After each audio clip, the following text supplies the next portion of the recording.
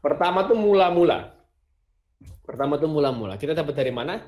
Kita baca Kejadian 13 ayat 1 sampai 4. Maka pergilah Abram dari Mesir ke tanah Negeb dengan istrinya dan segala kepunyaannya, dan Lot pun bersama-sama dengan dia.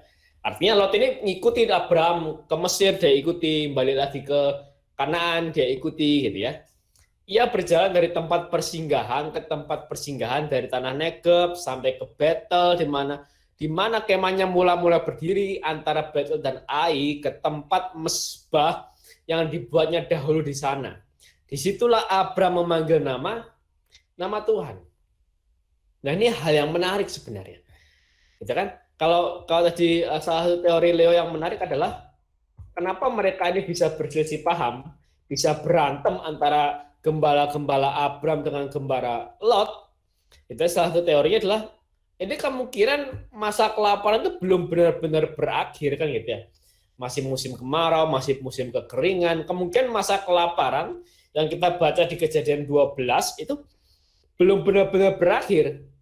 Tapi karena Fir'aun sudah mengusir Abram, gitu ya, jadi Abram terpaksa pergi. Gitu ya. Nah, yang menariknya, kok Abram itu kembali ke Kanaan? Yang notabene-nya di tempat itulah dia merasakan kelaparan. Nah, ini menarik. Gitu ya. Logikanya, kalau kita pakai logika, gitu ya, Abram mending dia kembali ke Ur Kasdim, atau mending dia mengarah ke selatannya Mesir. Dia telusuri aja sepanjang sungai Nil itu sampai keluar dari batas Mesir. Atau dia kembali ke Ur Kasdim, yang di sana ada sungai Efrat dan sungai Tigris. Gitu ya. Yang kalau saya bilang sungai Nil, Efrat, Tigris, artinya sungai itu melambangkan kemungkinan terjadinya kekeringan dan kelaparan itu kemungkinannya kecil, gitu. Kalau ada sungai itu di sana, gitu. Nah kayak gitu. Itu kalau menurut saya gitu. Tapi kenapa dia malah kembali ke Kanaan? Dan tepat dia sama, dia kembali ke Negeb, terus dia kembali ke dekat Betel, dan dia kembali ke mesbah yang dibuatnya dahulu. Gitu ya. Kenapa Abraham kembali ke Kanaan? Ada tiga jawaban. Jawaban pertama sederhana, karena Abraham diusir dari Mesir. Ya kan? Tapi jawaban pertama ini kurang kuat. Gitu. Kenapa dia nggak kembali aja ke Ur Kasdim yang lebih subur daripada daerah Kanaan? Ya kan? Kemungkinan jawaban yang kedua lebih kuat, karena Kanaan adalah negeri yang diperintahkan dan dijanjikan Allah kepada Abraham. Ya kan? Karena itu, jadi dia nggak berani kembali ke Ur Kasdim. Sama Tuhan udah disuruh keluar dari Ur Kasdim, masa dia kembali lagi ke Ur Kasdim? Nah, ya kan? Atau jawaban yang ketiga yang saya mau bahas. Jawaban yang ketiga, Abraham tuh mengerti apa panggilannya dan di mana rumahnya. Nah, tadi kalau kita baca di chat itu ada ya, apa? Komunitas itu menentukan panggilan. Jadi ketika kita tidak tahu komunitas kita di mana, rumah kita di mana, maka panggilan akan blur. Kalau kita baca di chat tadi ya. Itu yang akan saya bahas hari ini, yang akan saya bahas di poin pertama. Abraham mengerti apa panggilannya, yaitu menduduki tanah Kanaan, dan di mana rumahnya, yaitu apa? Di tanah Kanaan. Abraham mengerti ini. Maka saya akan bahas dari mula-mulanya tentang panggilan dan rumahnya. Gitu ya. Pertama panggilan, saya mau bahas tentang panggilan. Ada beda antara cita-cita dengan panggilan. Gitu ya. Kalau cita-cita itu dream, mimpi. Cita-cita, kalau panggilan itu calling. Terus visi, mungkin beberapa orang sebut sebagai vision atau visi. Gitu. Yang pertama adalah apa? Cita-cita itu dari dalam. Contoh, aku pengen jadi astronot, nah itu cita-cita. Gitu ya, aku pengen jadi guru, ya pengennya siapa? Penginku. Itu cita-cita. Tapi kalau calling artinya apa? Panggilan itu artinya apa? Ada yang manggil gitu loh. Kalau kita vision itu selain ditafsirkan Selain diterjemahkan jadi visi, terjemahan lainnya apa? Wahyu. Yang artinya apa? Lihat ke depan gitu, lihat jauh ke depan karena ada ilham ilahi. Artinya apa? Panggilan itu dari luar. Karena kita dipanggil. Jadi bukan dari dalam, dari luar. Oh Tuhan mau aku untuk mengerjakan ini. Oh Tuhan mau aku untuk urus PD. Oh Tuhan mau aku untuk mengerjakan A. Tuhan mau aku untuk mengerjakan B. Nah mungkin bagi teman-teman dan Bapak Ibu yang masih bingung, ini kok orang kok bisa tahu Tuhan mau ini, Tuhan mau itu dalam kehidupan mereka tuh gimana gitu ya. Nah ini ya kita butuh relasi. Gitu loh. Contoh sederhana gini, kalau kita udah sering ngobrol kayak ini ya, kayak saya ini sharing sedikit nih. Komputer kan biasa pakai akun namanya The Komentator, gitu ya. Tiba-tiba 2 minggu yang lalu akunnya ganti jadi Gado-Gado Channel. Hari ini juga pakai Gado-Gado Channel, gitu ya. Nah itu biasanya The Komentator kan. 2 minggu yang lalu sampai saya mikir, waduh, wah komputer nggak join ini, sayang nih. Gitu. Sampai saya tuh mikir gitu. Itu 2 minggu yang lalu.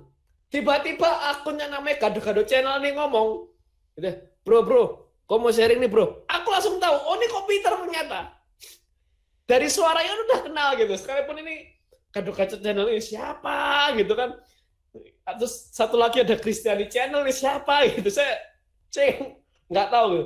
Tapi waktu komputer ngomong, suaranya denger, saya langsung kenal, oh ini komputer ternyata Gado-Gado Channel ini. Kenapa suaranya saya bisa denger? Loh, karena saya udah sering ketemu sama komputer. At least seminggu 2 kali. Ya kan, aku denger suaranya komputer. Pertama kalau di jazz hari Minggu waktu PD. Gitu kan? Kenal udah suara komputer gimana. Jadi waktu komputer bilang sekalipun itu bukan akunnya yang biasa dia pakai, aku langsung tahu. Karena apa? Ada relasi. Nah, kira-kira kita sama Tuhan pun hal yang sama. Kalau kita tuh sering doa, ya kan sering baca firman untuk ngerti sih, oh Tuhan tuh berfirman tuh begini toh. Dengan kita baca firman, oh begini toh cara Tuhan tuh berfirman. Jangan kita doa, kita ngungkapin semua waktu kita baca firman. Tuhan berkata melalui tulisan. Akhirnya lama-lama kita ngerti. Oh ini yang Tuhan mau terjadi dalam hidupku. Akhirnya kita lama-lama kita ngerti suara Tuhan tuh kayak gimana. Saya bukan bilang suara yang kedengaran di telinga ya, belum tentu seperti itu, tapi mungkin dari dalam hati. Mungkin dari orang lain, ya waktu orang lain ngomong, mungkin dari kejadian kehidupan, kita bisa ngerti, oh ternyata Tuhan mau aku untuk begini. Tuhan mau aku untuk begitu. Gitu. Itu panggilan. Dan ini butuh relasi. Jadi bagi teman-teman dan Bapak Ibu yang masih bingung, gimana sih kok bisa tahu Tuhan pengen itu, pengen ini, pengen itu atas kehidupan kita? Sederhana, buat relasi. Rutin doa, konsisten baca firman. Kita akan ngerti, kenal suaranya Tuhan. Kenal suaranya Roh Kudus. Ya, itu yang pertama. Beda antara cita-cita dengan panggilan. Lalu yang kedua, nah cita-cita itu bergantung pada diri sendiri. Ya kan sederhana, orang ngomong kalau kamu mau capai cita-citamu kamu harus bekerja keras. Nah kan begitu kan? Motivator tuh kamu harus bayangkan kira-kira. Kamu harus, kalau dulu waktu saya mau masuk perguruan tinggi negeri gitu, kamu harus bayangkan kamu sudah masuk di ITB. Di kelasnya di ITB, kira-kira begitu. Itu kan pakai kekuatan diri kita sendiri gitu kan. Kita membayangkan gitu kan, kita bekerja keras itu kita akan bergantung pada diri kita sendiri. Nah, kalau panggilan itu bergantung pada pertolongan ilahi. Itu udah jelas. Bergantung pada pertolongan ilahi. Jadi bukan bergantung pada diri kita sendiri. Ini panggilan. Gitu kan? Misal contoh sederhananya. Saya buat jazz saja ini. Saya buat jazz saja ya. Kalau saya ditanya kedagingan saya, Bert kamu sebenarnya mau nggak ngadain ini? Males. Gitu, karena tiap minggu harus nyiapin, tiap minggu harus belajar. Akhirnya saya ngomong apa? Tuhan, kalau engkau nggak nolong aku nggak akan bisa. Sama kayak baca Alkitab lah. Ya kan, mungkin saya pernah sharing kan tentang bagaimana Tuhan ajari saya sendiri baca Alkitab. Aslinya saya nggak suka baca Alkitab, tapi saya minta Roh Kudus untuk apa? Ajari saya secara pribadi. Ajari, Tuhan ajari aku baca Alkitab. Biar aku senang. Dan memang benar, Roh Kudus tuntun sendiri dengan caranya. Ini bedanya lagi, cita-cita dengan panggilan. Yang ketiga, cita-cita itu bisa jadi sangat jelas. Contoh beberapa orang, aku pengen jadi presiden.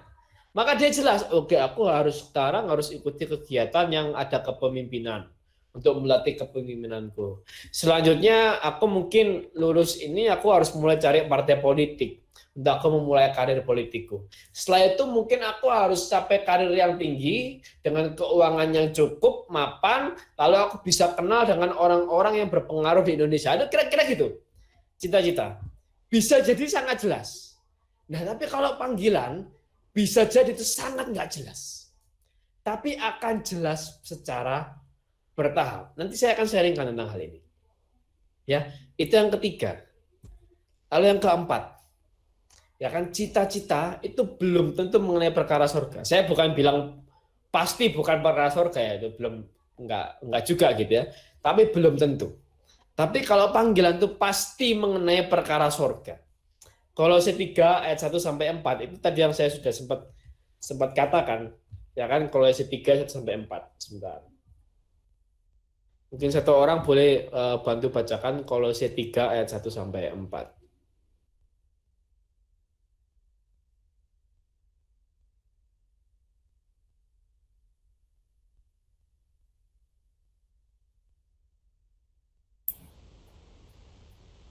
Kolose 3:1-4. Ya, Karena itu, kalau kamu dibangkitkan bersama dengan Kristus, carilah perkara yang di atas, di mana Kristus ada, duduk di sebelah kanan Allah. Pikirkanlah perkara yang di atas, bukan yang di bumi. Sebab kamu telah mati, dan hidupmu tersembunyi bersama dengan Kristus di dalam Allah.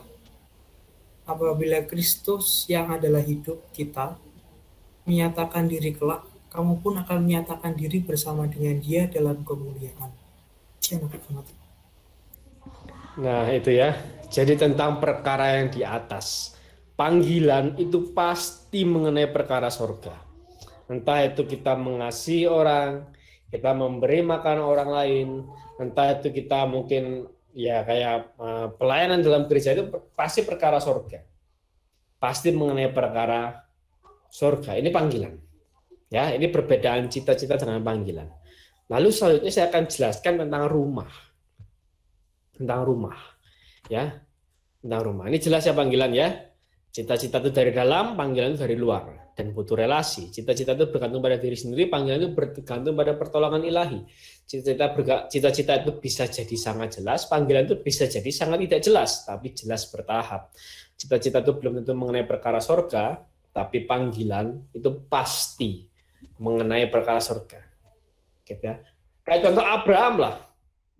Gitu kan? Panggilan dari luar. Tuhan yang nyuruh Abraham pindah. Gitu kan? Terus Tuhan bilang, keturunanmu akan sebanyak debu tanah pasir. Loh, dia punya anak aja enggak, gitu loh. Gimana keturunannya mau banyak, kan logikanya di sana kan. Jadi jelas Abraham itu bergantung pada pertolongan ilahi. Kalau Tuhan nggak kasih anak, yang nggak akan bisa panggilan ini jadi. Ya kan? Bisa jadi sangat tidak jelas-jelas. Waktu Abraham disuruh pindah ke Kanaan, nggak jelas tempat apa. Ur-Kasdim adalah ibu kota kerajaan Sumer saat itu, terus pindah ke Kanaan yang tanah antah berantah, gitu, nggak jelas. Bahkan terjadi kelaparan lagi di sana. Dia harus pindah ke Mesir sejenak. Dan yang keempat itu pasti mengenai perkara surga. Pasti mengenai perkara surga. Ya kan, karena jelas. Seperti yang Paulus bilang kan, keturunan Abraham itu siapa yang dimaksud Tuhan? Yesus Kristus. Gitu ya. Lalu kemudian tentang rumah. Tentang rumah ya. Nah, ini ada hal yang menarik. Ini KGK 533 itu menjelaskan tentang kira-kira masa kecil Yesus itu seperti apa? Atau nggak ada dalam kitab kan masa kecil Yesus. Nah, ini KGK 533 itu kira-kira menjelaskan. Ya, mencoba mencari tahu kira-kira masa kecil Yesus ketika Yesus masih bersama Maria dan Yosef itu seperti apa. Kehidupan yang tersembunyi di Nazaret memungkinkan setiap orang supaya berada bersama Yesus dalam kegiatan sehari-hari. Rumah di Nazaret adalah sebuah sekolah, artinya belajar ya. Rumah itu tempat belajar. Di mana orang mengerti apa? Mengerti kehidupan Kristus. Nah, ini poin penting pertama. Rumah itu tentang kita belajar tentang Kristus. Ini saya lebih khususnya bicara tentang rumah rohani ya. Komunitas rohani, komunitas agamawi, rumah rohani. Itulah sekolah Injil. Jadi belajar mengerti kehidupan Kristus. Belajar mengerti Injil. Itu pertama. Jadi ciri gampang pertama. Terus kemudian pertama-tama ia mengenal keheningan. Keheningan di sini maksudnya ketaatan gitu ya. Ketaatan. Seperti saat Yesus ditemukan di bait Allah oleh Maria dan Yosef, dan Maria malah marahin Yesus. Gitu kan? Kenapa kok engkau melakukan ini? Gitu ya. Nah, itu tentang ketaatan. Dan akhirnya Yesus pulang. Sekalipun Yesus bilang, tidak akan kau tahu aku harus bersama dengan Bapakku di rumah Bapakku gitu ya. Tapi Yesus tetap ikut pulang.